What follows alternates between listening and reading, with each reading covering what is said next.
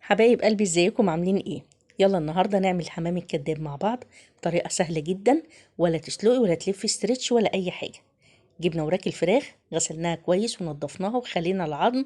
طبعا كنا نقعينها ملح وخل ودقيق والكلام دوت اللي انتوا عارفينه. نطفت وزي الفل. يلا بقى نعمل خلطه حلوه قوي تخلي طعم اللحم بتاع الفراخ جميل. معايا هنا طماطمايه وبصله مبشورين. نضيف ملح، كمان فلفل اسود. طبعا انت بتحددي الكمية على حسب عدد الوراك اللي انت هتعمليها. الخلطة دي بتبقى جميلة جدا. رشة بهارات، ومعايا كمان رشة من الزعتر،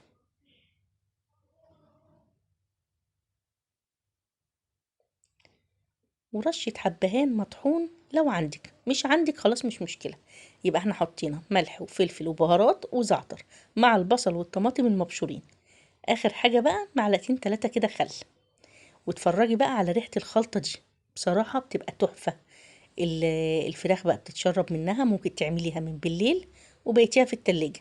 مش هينفع خلاص، يبقى من قبلها بساعة ساعتين كده وتبليها، بتخلي طعمها حلو قوي.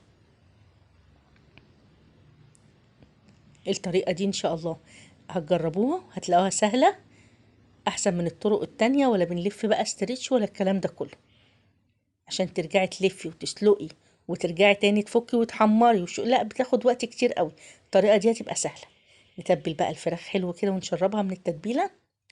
عندي بقى هنا الخلطة، بصلاية محترمة كده أو بصلتين، ومن غير أي حاجة، من غير أي مادة دهنية، وتشوحيهم كده لحد ما تلاقي البصل ابتدى يتكرمل معاكي.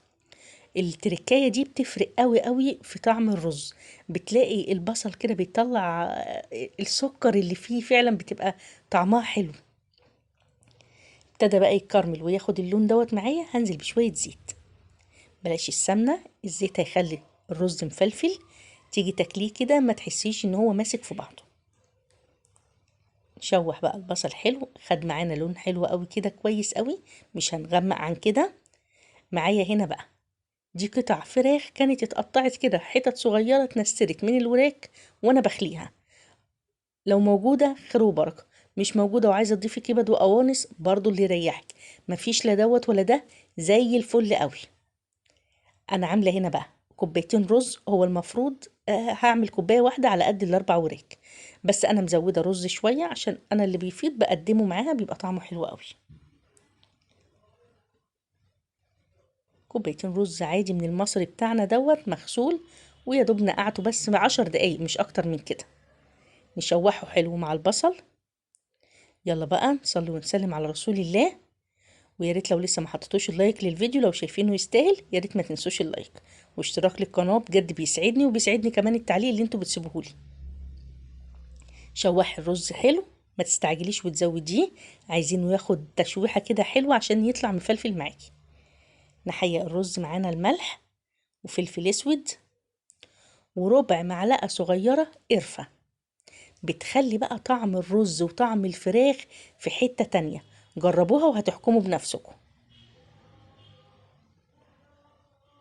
اظن بقى لو عندك عزومه، عندك مناسبه، لو عملتي الحمام الكداب دوت وقدمتيه بالشكل اللي هتشوفيه دلوقتي، والله بجد ما بياخدش وقت كتير، وهتلاقيه مريح وشكله حلو ويشرف، وطعمه كمان حاجه كده ما شاء الله عليها. شوحنا الرز، هزوده بقى ميه. الرز اللي هحشي بيه وراك الفراخ مش هيستوي سوا كامل، يا دوب انا بسويه 3/4 سوا، والربع اللي فاضل هسويه مع الفراخ. بصوا، انا شربت الرز واما لقيته ابتدى يدخل في السوا كده، هاخد شويه احشي بيهم وراك الفراخ، والباقي هسيبه في الحله واغطي عليه يكمل تسويته واقدمه مع الفراخ.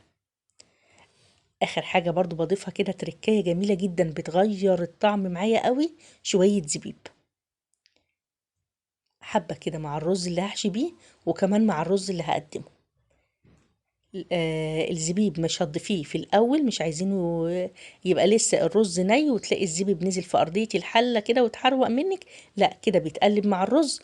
وما تخافوش، بيتشرب برضه وبيستوي بينفق كده، بيبقى جميل قوي. يلا بقى نبتدي نحشي. الورك هو من 3 ل4 معالق رز، ما تزوديش عن كده. 3 4 حلوين قوي، 3 4 معالق بس. ندخل بقى الرز كده. اهم حاجة في الوصفة دي لازم الورك عندك يكون الجلد بتاعه سليم، عشان تقفلي كويس ما تلاقيش الرز خرج معاكي او فتحت، ما يبقاش شكلها حلو. بس لفيناها، نضغط بس ضغطة خفيفة كده. بصوا ما شاء الله شكلها زي الفل. ويلا على الصينية على طول، ولا دهنين سمنة ولا زيت ولا اي حاجة. نعمل ورك كمان مع بعض. اتمنى تجربوها بجد بطريقتي. بجد الطعم تحفة. ان شاء الله هتجربوها وهتحكموا بنفسكم. غير كمان ان التسوية سهلة، انا هسويها في الفرن، ولا سلق ولا استرتش ولا اي حاجة، وهتشوفوها ولا بتفك ولا بتطلع نية ولا اي حاجة من الكلام ده كله.